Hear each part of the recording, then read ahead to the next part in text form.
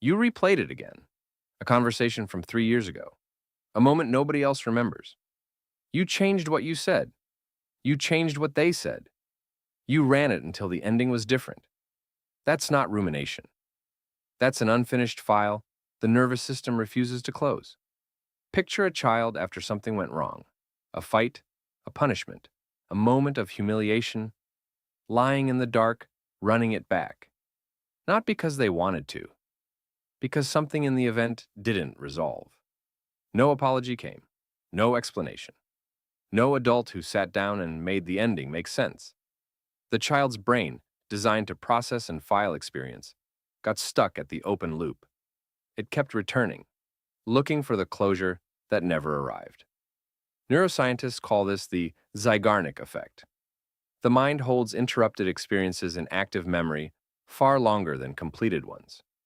You were not a sensitive child. You were a child whose experiences kept ending without endings.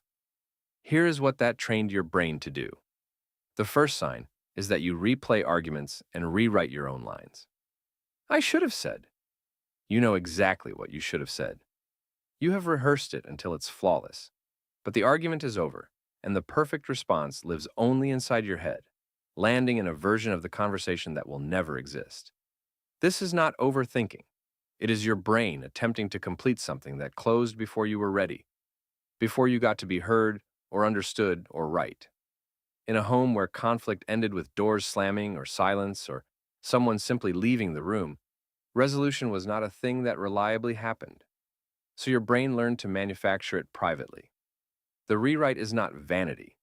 It is a nervous system still trying to finish a conversation that ended badly decades before this one ever started. This isn't obsession.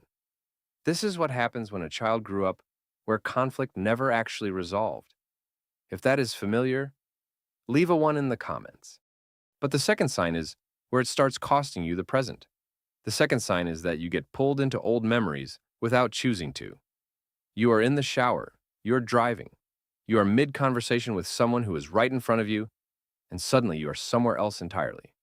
A specific room, a specific face, a feeling you thought you were done with. You didn't summon it. It arrived.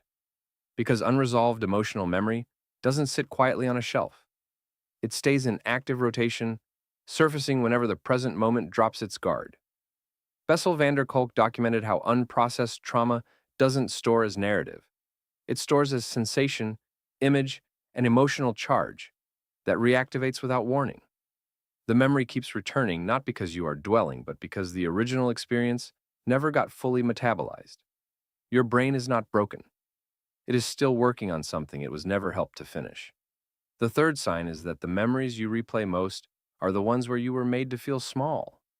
Not the worst things that happened, the specific moments of humiliation, dismissal, or injustice that never got acknowledged. The thing someone said that changed how you saw yourself and then was never taken back.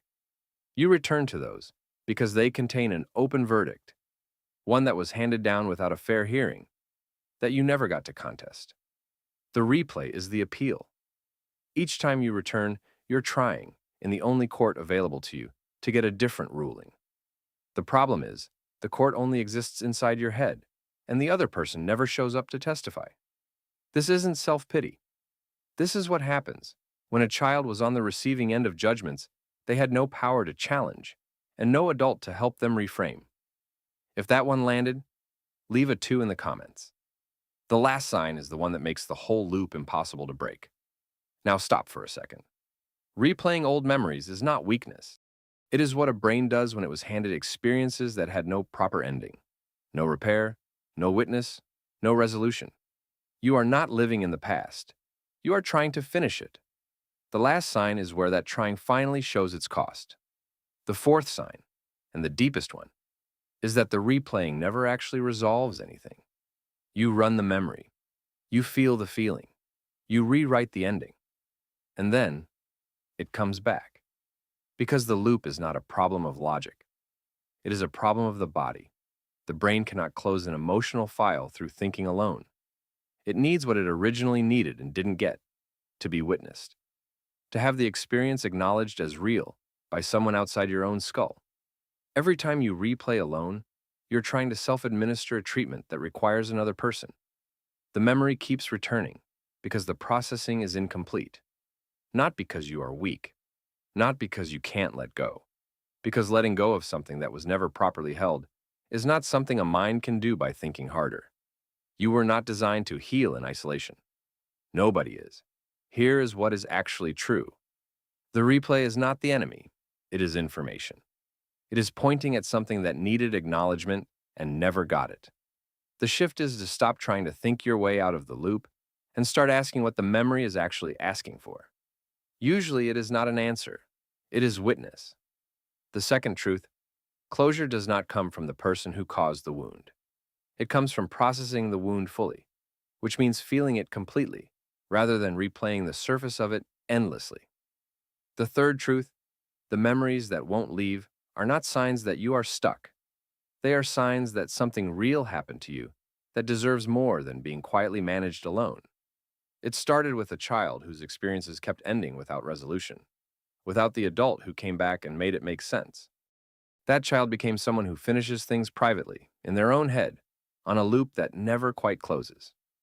The cost is the present moment you keep leaving, the conversation in front of you that you are half absent from, the years spent in rooms that no longer exist, with people who have moved on, trying to get a verdict that was never going to come from that direction.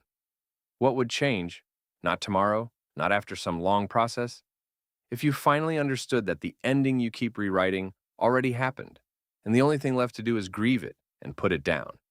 Send this to someone who says they can't stop overthinking, because what they're actually doing is something much older than that, and this might be the first time it gets named correctly.